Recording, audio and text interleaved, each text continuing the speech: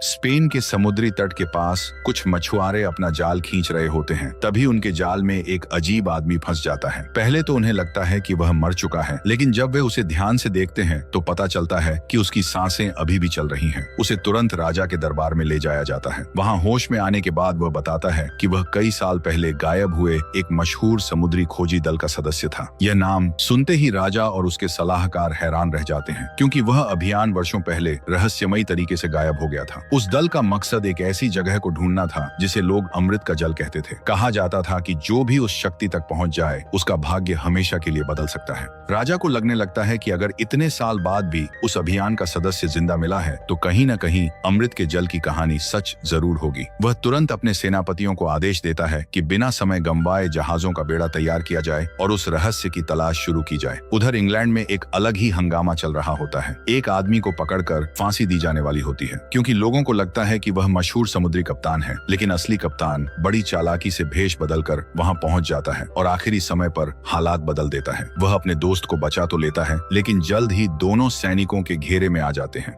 कप्तान को शाही दरबार में ले जाया जाता है, जहां उसे बताया जाता है कि स्पेन पहले ही अमृत के जल की तलाश में निकल चुका है और अब इंग्लैंड भी इस दौड़ में पीछे नहीं रहना चाहता। राजा उससे मदद मांगता है, क्योंकि उसे लगता है कि वही उस रहस्य तक पहुंचने का रास्ता जानता है। कप्तान जवाब देता है कि उसके पास अब कोई नक्शा नहीं है, लेकिन अगर उसे जहाज और लोग दिए जाएं तो वह रास्ता ढूंढ सकता है। तभी दरबार में एक और चेहरा सामने आता है, जिसे देखकर कप्तान चौंक जाता है। यह उसका पुराना दुश्मन होता है, जिसने कभी उसका सबसे कीमती जहाज उससे छीन लिया था। दोनों एक दूसरे को देखकर पुरानी दुश्मनी याद करते हैं। कप्तान को पता चलता है कि उसका जहाज अब उसके पास नहीं है और इस खबर से वह बेहद परेशान हो जाता है। मौका मिलते ही वह वहां से भाग निकलता है और शहर की गलियों में छिपते छिपाते आगे बढ़ता है। कुछ देर बाद उसकी मुलाकात अपने पिता से होती है। उसके पिता उसे चेतावनी देते हैं कि अमृत के जल की तलाश कोई साधारण सफर नहीं है। वहां तक पहुंचने के लिए कुछ खास चीजों की जरूरत होगी और रास्ते में ऐसे फैसले लेने पड़ेंगे जो किसी की भी जिंदगी बदल सकते हैं। पिता की बात सुनकर कप्तान सोच में पड़ जाता है,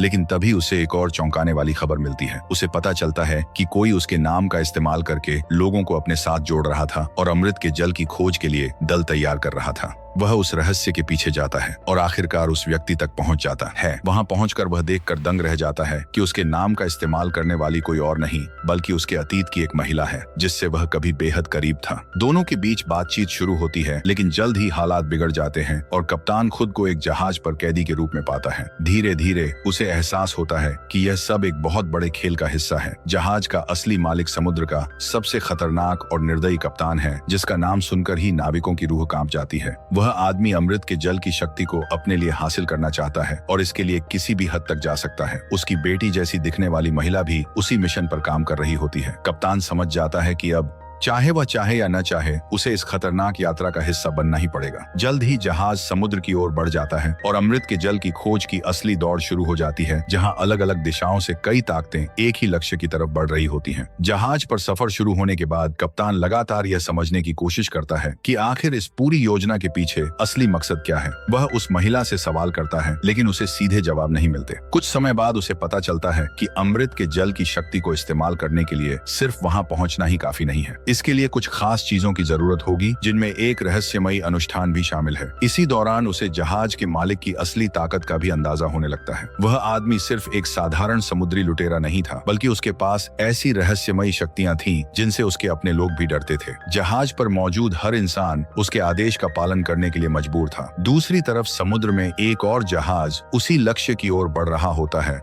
जिसमें कप्तान का पुराना दुश्मन और शाही सेना के सैनिक मौजूद होते हैं। अब अमृत के जल तक पहुंचने की दौड़ और भी तेज हो चुकी थी। कुछ दिनों के सफर के बाद जहाज एक ऐसे इलाके में पहुंचता है जहां समुद्र के बीच अजीब सी शांति छाई रहती है। वहां पहुंचकर दल के लोग किनारे उतरते हैं और एक खतरनाक मिशन शुरू करते हैं। उनका उद्देश्य उन रहस्यमयी जीवों को ढूंढना होता है जिनके बारे में कहा जाता है कि उनके आंसुओं के बिना अमृत के जल की शक्ति पूरी नहीं हो सकती। शुरुआत में सब कुछ सामान्य लगता है, लेकिन थोड़ी ही देर में पानी के भीतर से खूबसूरत लेकिन बेहद खतरनाक जलपरियां निकल आती हैं। उनकी आवाज इतनी मोहक होती है कि कई नाविक उनके जाल में फंस जाते हैं। कुछ लोग उनकी ओर खींचे चले जाते हैं और अगले ही पल पानी के भीतर गायब हो जाते हैं। अचानक चारों तरफ चीख पुकार मच जाती है। सैनिक और नाविक अपनी जान बचाने के लिए भागने लगते हैं। कई लोग उन जीवों का शिकार बन जाते हैं, जबकि कुछ किसी तरह बच निकलते हैं। भारी संघर्ष के बाद दल एक झलपरी को पकड़ने में सफल हो जाता है और उसे अपने साथ जहाज पर ले आता है। इसी बीच जहाज पर मौजूद एक धार्मिक स्वभाव का युवक उस कैद की गई लुटेरी जलपरी के करीब आने लगता है। बाकी लोग जहाँ उसे एक साधन की तरह देखते हैं, वहीं वह उसे एक जीवित प्राणी समझता है। धीरे धीरे दोनों के बीच बातचीत होने लगती है और एक अजीब सा रिश्ता बनने लगता है।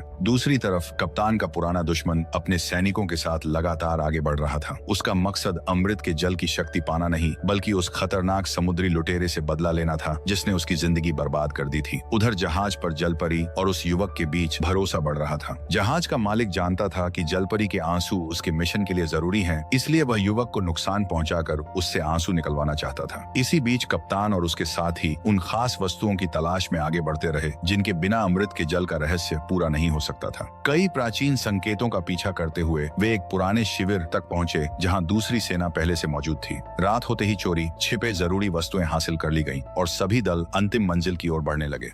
रास्ता बेहद खतरनाक था, लेकिन आखिरकार सभी उस जगह पहुंच गए जहां अमृत का जल मौजूद था। वहां पहुंचते ही अलग अलग दलों के बीच भयंकर लड़ाई शुरू हो गई। तलवारें टकराने लगी और गोलियां चलने लगी। इसी अफरा तफरी में अमृत के जल की प्रक्रिया शुरू की गई। तभी जहरीली चोट से घायल समुद्री लुटेरा मौत के करीब पहुंच गया। उसकी बेटी उसे बचाने के लिए बेताब थी, जबकि कप्तान चुपचाप सही मौके का इंतजार कर रहा था। अंतिम समय पर उसने एक ऐसी चाल चली कि पूरा खेल पलट गया। जिस नतीजे की उम्मीद की जा रही थी वैसा कुछ भी नहीं हुआ।